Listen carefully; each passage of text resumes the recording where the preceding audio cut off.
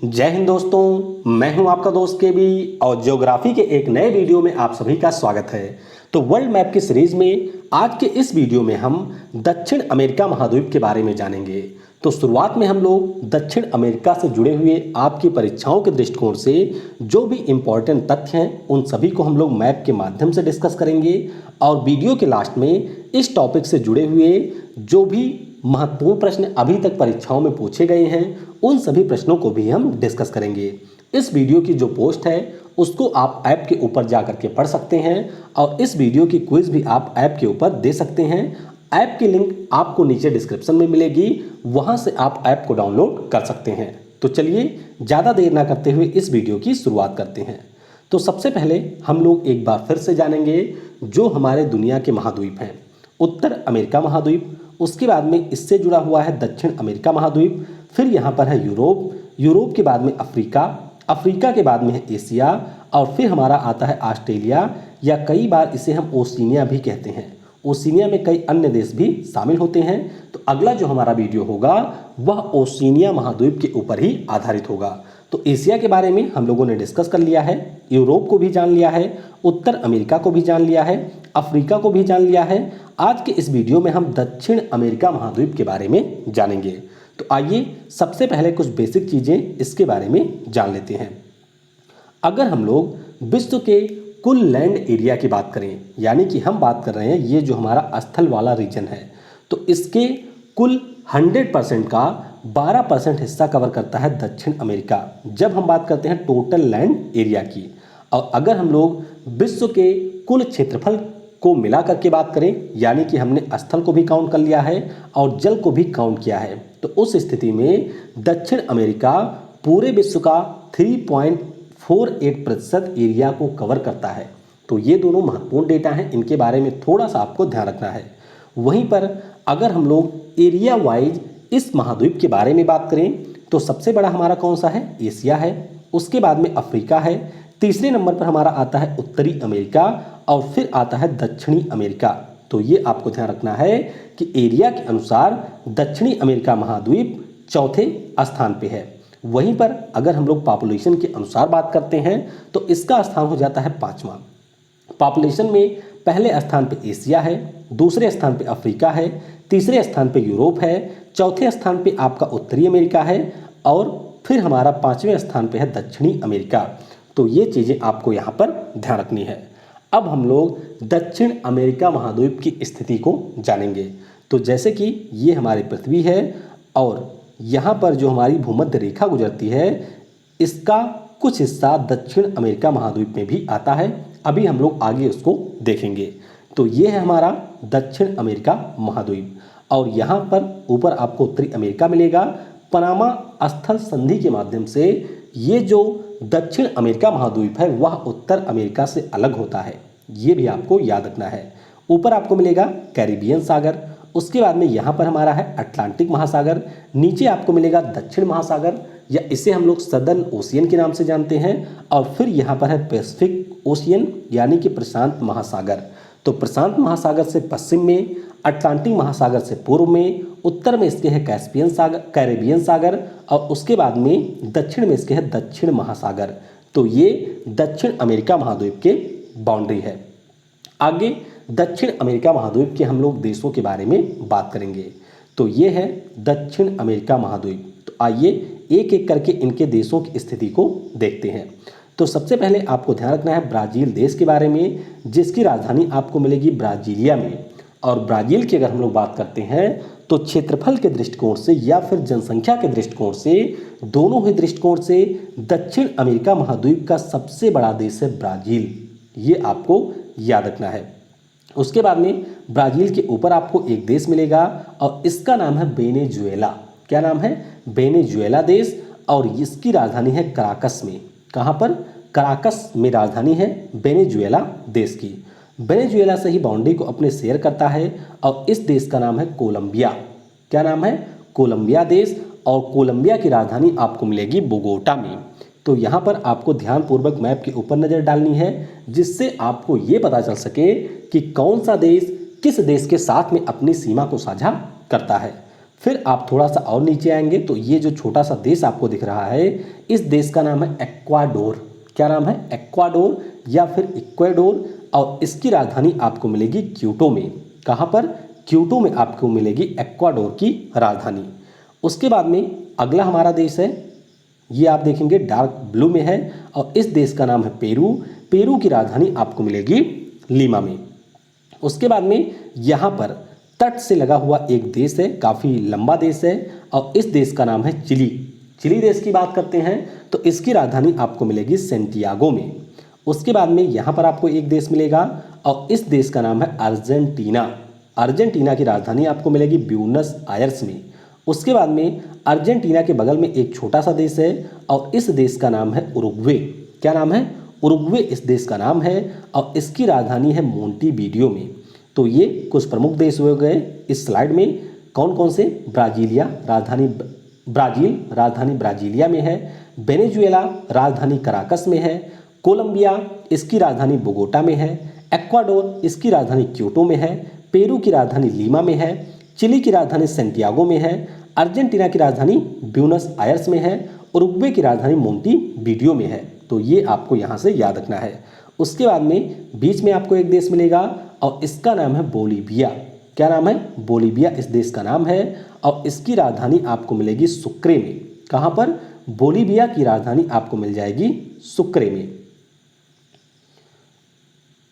उसके बाद में यहाँ पर बीच में आपको जो ब्लैक कलर की कंट्री दिख रही है, इस कंट्री का नाम है पराग्वे, और पराग्वे की राजधानी आपको मिलेगी असंसियन में। अब मुख्य रूप से आपको यहाँ पर दो देशों के बारे में खास तौर पे याद रखना है। एक तो है बोलीविया, और दूसरा आपका है पराग्वे। ये दोनों देश दक्षिण अमेरिका के क्यों खास हैं? क्योंकि बोलीविया और पराग्वे ये दोनों लैंड लॉक कंट्री हैं। मैंने आपको पिछले वीडियो में भी बताया था कि वह देश जो डायरेक्ट सी को एक्सेस नहीं करते हैं, उन्हें हम लैंड लॉक कंट्री या फिर स्थल रुद्ध देश के नाम से जानते हैं। तो यहाँ पर आप देख सकते हैं, ये है बोलीविया और ये है पराग्वे। ये दोनों ही देश दक्षिण अमेरिका के लैंड लॉक कंट्री हैं, यानी कि लैंड लॉक देश हैं। अब हम लोग यहाँ पर बात करेंगे विषुवत और मकर रेखा की, यानी कि जो हमारा भूमध्य रेखा है और मकर रेखा है, यानी कि ट्रॉपिक ऑफ कैप्रिकॉर्न है, वह रेखाएं दक्षिण अमेरिका महाद्वीप के किन देशों से होकर के गुजरती हैं। तो आइए सबसे पहले बात करते हैं विषुवत रेखा की। तो विषुवत रेखा की बात करते हैं तो ये आपका गुजरता है एक्वाडोर से। एक्वाडोर के बाद में यहाँ पर ऊपर आपको मिलेगा कोलंबिया। कोलंबिया के बाद में यहाँ पर आपको मिलेगा ब्राज़ील। तो आपको ध्यान रखना है कि जो विषुवत रेखा है वह दक्षिण अमेरिका महाद्वीप के 3 देशों से होकर के गुजरती है, एक्वाडोर, कोलंबिया और एक हमारा है ब्राज़ील। तो यहाँ से आपको विषुवत रेखा के बारे में ध्यान रखना है। अगली हमारी रेखा है मकर रेखा, जिसे हम लोग ट्रॉपिक ऑफ कैप्रिकॉर्न के नाम से जानते हैं। और इस रेखा की अगर हम लोग बात करते हैं तो ये सबसे पहले चिली देश से होकर के गुजरती है। उसके बाद में अगला देश है अर्जेंटीना।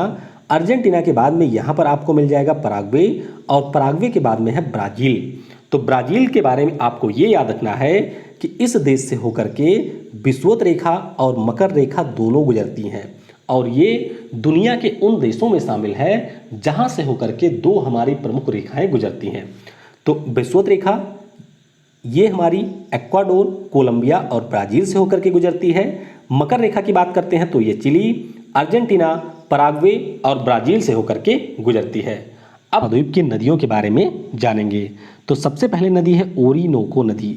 इसकी बात करते हैं तो ये परिमा नदी से होकर के निकलती है कोलंबिया से, और वेनेजुएला के साथ साथ कोलंबिया देशों से होकर के बहती है। तो मैप में आप इसकी लोकेशन देख सकते हैं। ये है ओरिनोको रिवर, जो कि कोलंबिया में परिमा नदी से निकलती है।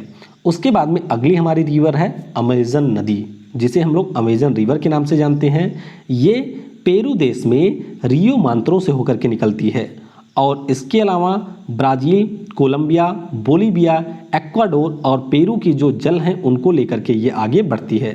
तो यहाँ पर आप देख सकते हैं अमेजन नदी को। अमेजन नदी के बारे में आपको ये याद रखना है कि जल ग्रहण के अनुसार, यानी कि आयतन के दृष्टिकोण से ये दुनिया की सबसे बड़ी नदी है। वैसे लंबाई के दृष्टिकोण से सबसे बड़ी नील नदी है जो कि अफ्रीका में थी, लेकिन यहाँ पर आयतन के दृष्टिकोण से सबसे बड़ी नदी है अमेजन नदी। उसके बाद में फिर हमारी अगली नदी है जिसका नाम है पराना। क्या नाम है? पराना रिवर, और ये ब्राज़ील के परानाइवा नदी से होकर के निकलती है। उसके बाद में पराग्वे और अर्जेंटीना से होकर के ये नदी बहती है। तो कुल मिलाकर के 3 नदियों के बारे में आपको याद रखना है। ओरिनोको नदी है, अमेजन नदी है और आपकी है पराना नदी। नदियों के बाद में अब हम लोग दक्षिण अमेरिका के पर्वतों के बारे में जानेंगे। तो सबसे पहले आपको इस पर्वत के बारे में याद रखना है, क्योंकि ये दुनिया का सबसे लंबा पर्वत श्रृंखला है। और इसका नाम क्या है? तो इसका नाम है एंडीज पर्वत। रॉकीज के बारे में पिछले वीडियो में मैंने आपको बताया था, जो कि दुनिया की दूसरी सबसे लंबी पर्वत श्रृंखला है और दुनिया की वर्तमान में सबसे लंबी पर्वत श्रृंखला है एंडीज पर्वत।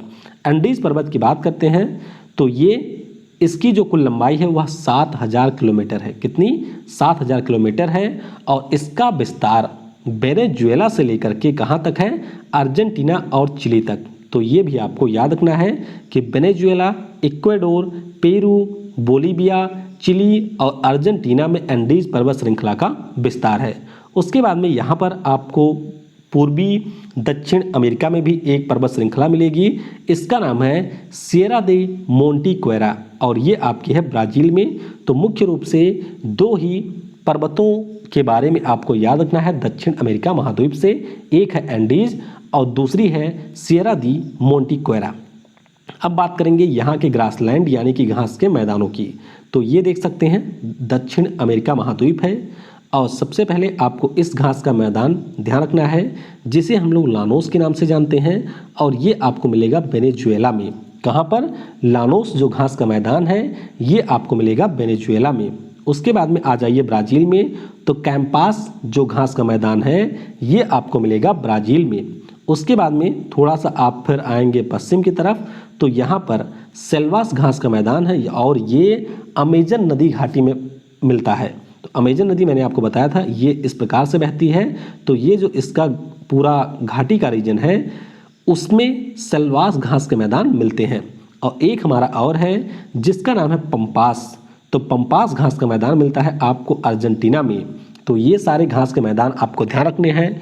लानोस ये है वेनेजुएला में, कैंपास ये है ब्राज़ील में, सेल्वास यहाँ पर अमेजन नदी घाटी में है और पंपास की बात करते हैं तो ये आपको मिलेगा अर्जेंटीना में।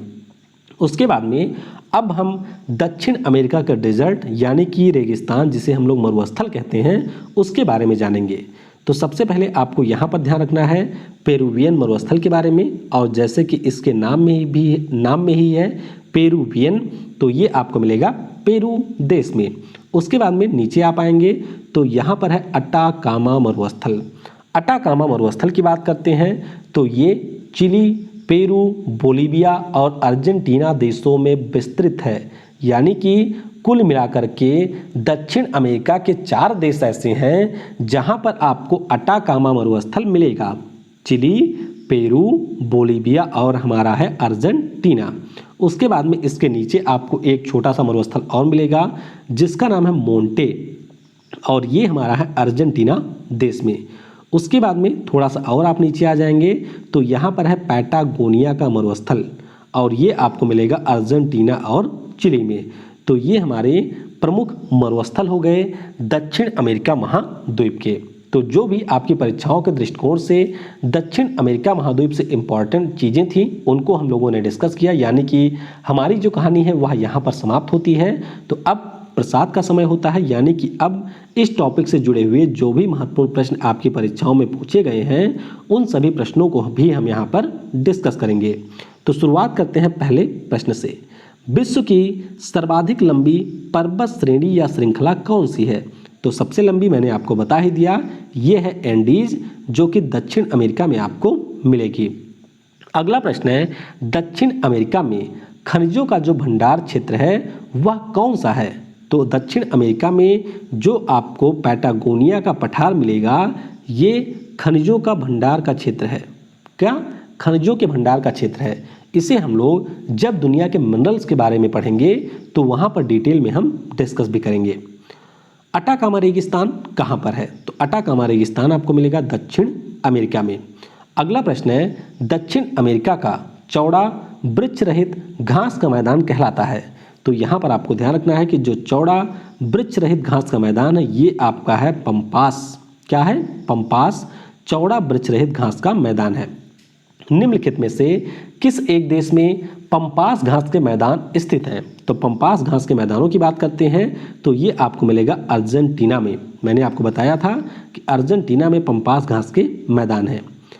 निम्न में से कौन सा देश क्षेत्रफल की दृष्टि से भारत से छोटा है? तो क्षेत्रफल के दृष्टिकोण से बात करते हैं तो रूस भी बड़ा है, ब्राजील भी बड़ा है, कनाडा भी बड़ा है, लेकिन जो फ्रांस देश है ये भारत से छोटा है। तो ध्यान रखिएगा, रूस, ब्राजील और कनाडा ये सभी बड़े हैं। निम्न देशों में से कौन सा एक स्थल रुद्ध देश है? तो जो यहाँ पर देश दिए गए हैं इनमें से बोलीविया देश एक स्थल रुद्ध देश है। ये आपको ध्यान रखना है। मैंने आपको बताया था बोलीविया और पराग्वे ये दोनों स्थल रुद्ध देश हैं दक्षिण अमेरिका महाद्वीप के। पेरू की राजधानी क्या है? तो पेरू की राजधानी आपको मिलेगी लीमा में। कहाँ पर? लीमा में। लिस्बन पुर्तगाल की राजधानी है, स्पेन की राजधानी है मैड्रिड और कराकस ये वेनेजुएला की राजधानी है। तो इस प्रश्न का ऑप्शन बी लीमा करेक्ट होगा। निम्नलिखित में से कौन सी जोड़ी सुमेलित नहीं है? यानी कि यहाँ पर जो शहर दिए हुए हैं कौन से सुमेलित नहीं है? तो यहाँ पर अगर आप लोग देखेंगे तो चीन की जो राजधानी है वह बीजिंग में है, ऑस्ट्रिया की राजधानी आपको वियना में मिलेगी, थाईलैंड की राजधानी आपको बैंकॉक में मिलेगी, लेकिन जापान की जो राजधानी है वह क्योटो में नहीं है। जापान की राजधानी आपको मिलेगी टोक्यो में। तो इस प्रश्न का ऑप्शन बी करेक्ट होगा। निम्नलिखित में से कौन सा शहर किसी देश की राजधानी नहीं है? तो यहाँ पर जो आप शहरों को देखेंगे इनमें से जो सिडनी है वह किसी की राजधानी नहीं है। कैनबरा ऑस्ट्रेलिया की राजधानी है, वेलिंगटन ये राजधानी है कहाँ की? न्यूजीलैंड की, और रियाद ये राजधानी है सऊदी अरब की। तो इस प्रश्न का ऑप्शन बी करेक्ट होगा। दक्षिण अमेरिका का वह कौन सा नगर है जो अपनी चौड़ी सड़कों के कारण अमेरिका का पेरिस कहलाता है?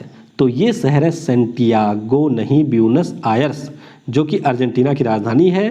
तो यहाँ की जो सड़कें हैं काफ़ी ज़्यादा चौड़ी हैं पेरिस के समान, इसीलिए अमेरिका का पेरिस कहलाता है ब्यूनस आयर्स। अपवाह क्षेत्र की दृष्टि से विश्व की सबसे लंबी नदी कौन है? तो ये सबसे लंबी नदी है अमेजन। तो इस प्रश्न का ऑप्शन बी करेक्ट होगा। अपवाह क्षेत्र के दृष्टिकोण से बात करें या फिर यहाँ पर आपसे कहा जाए आयतन के दृष्टिकोण से, तो दोनों स्थितियों में सबसे लंबी नदी है अमेजन। अपवाह क्षेत्र का मतलब क्या होता है? यानी कि जब कोई नदी बहती है तो जाहिर सी बात है कुछ छोटी छोटी नदियाँ भी आकर के इसमें मिलती हैं। तो जैसे मान लीजिए ये नदी हो गई, इसमें कई छोटी छोटी नदियाँ आकर के मिल रही हैं, तो ये जो पूरा रीजन है यानी कि जो अन्य छोटी नदियाँ अपना जल जहाँ से लेकर के आ रही हैं उस पूरे रीजन को अपवाह क्षेत्र कहते हैं। तो इस हिसाब से अमेजन दुनिया की सबसे लंबी नदी है। निम्नलिखित नदियों में से कौन सी सबसे लंबी नदी है?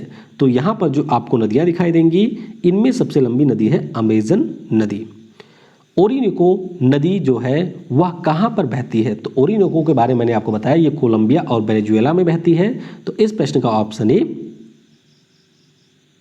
नहीं, ऑप्शन ए नहीं करेक्ट होगा, इसका ऑप्शन सी करेक्ट होगा। ध्यान रखिएगा वेनेजुएला में होकर के ये बहती है। टिटिकाका झील कहाँ पर है?